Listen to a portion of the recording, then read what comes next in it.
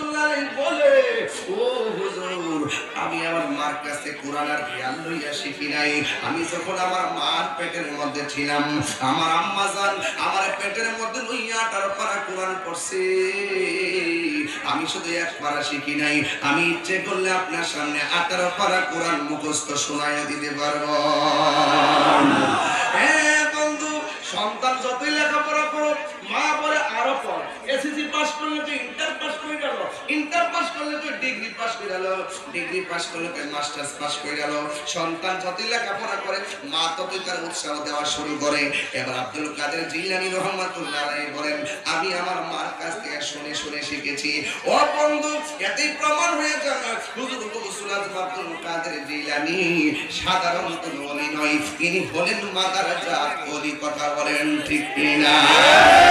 হ্যাঁ বন্ধু, এরপর থেকে তিনি রাস্তা দিয়ে যখন যাইতো, মানুষগুলো তারা ভিড় করে ফেলতেন, যেখানে যাইতেন তারা জন্য অপেক্ষা করতেন। আব্দুল কাদের জিলানী বলতেন, আমি আসতেছি, ওই জায়গার মানুষ ভিড় করে ফেলতেন।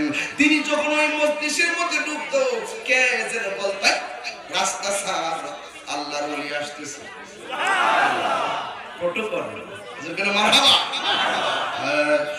রাস্তা ছেড়ে দে।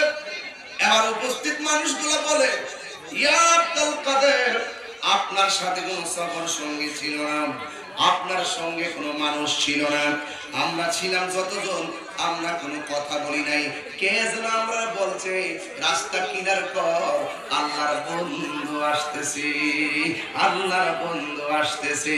অলি দিগের রাজা মহারাজ লৌমুদের সালাম কানি, আব্দুল কাদের জিলানী অলি দিগের মহারাজ লৌমুদের সালাম খানি, আব্দুল কাদের জিলানী।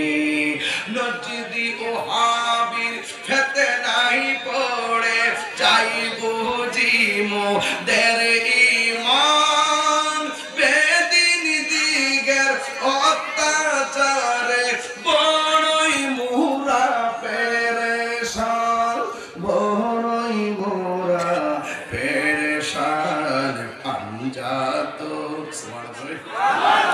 পাঞ্জাত পাঞ্জাতন মানেননি আপনারা? আর মানেননিও?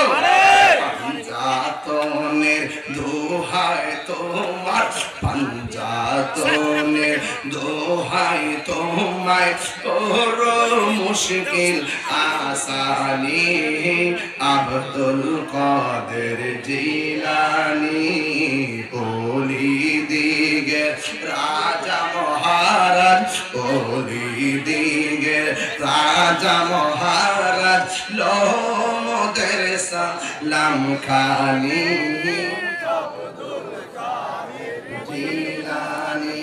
জোরে জোরে কে আল্লাহু আকবার বলা যাবে না?